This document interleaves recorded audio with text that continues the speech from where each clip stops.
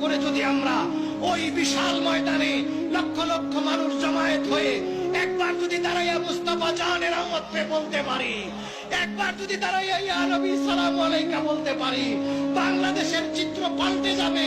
দয়াল নবী খুশি হয়ে যাবেন এবং ওই ময়দান খুশি হবে। যে ময়দান হাজার হাজার, যে ময়দান আজকে 50 বছর ধরে যে ময়দানে একবার দরুদ পড়া হয় নাই, যে ময়দানে ইয়া নবী সালামু আলাইকা বলা হয় নাই, ওই মাটির ময়দান কাঁদছে। আমরা রাসূলের গোলামরা যদি সেখানে দাঁড়িয়ে একটু সালাম করতে পারি, সে ময়দান জাগ্রত হয়ে উঠবে। ময়দান কিয়ামতের দিন আমাদের জন্য শান্তির নীড় হয়ে যাবে। আমি আশা করি সেই দিনের অপেক্ষায় রইলাম। আমরা প্রাণ চেষ্টা করছি, সকল যত দরবার সমমনা দরবার আছে, সব পীর যার যার, দরবার যার যার, কিন্তু আমার নবীর প্রেম সবার।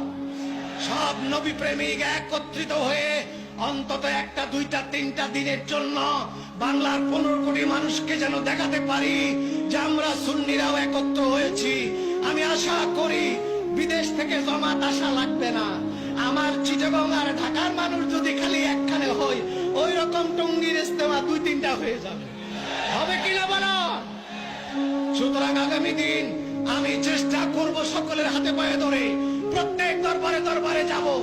আমরা এই মিলাদুন নবীর মাসকে বেছে নেব। আমরা তোরা ইস্তেমার জন্য বেছে নেয় জানুয়ারি, আমরা ইস্তেমার জন্য বেছে নেব আমার নবীর শুভাগমনের মাস। সেই মাসের যে কোনো দিনে আলোচনা করে সেই মঞ্চে যেন আমরা আমাদের সুন্নি ওলামা, হাজার হাজার ওলামা মঞ্চে বসাতে পারি। প্রত্যেকে 5 মিনিট করে হলেও বলবে এবং লক্ষ লক্ষ নবী প্রেমিক একসঙ্গে হয়ে নবীজির প্রেম চর্চা করে সেখানে আল্লাহ রসুলকে দেখায় দেব যে আমরা বাংলাদেশে আপনার গোলাম, আমরা বেঁচে আছি, এখনো আপনার গোলাম বেঁচে আছি।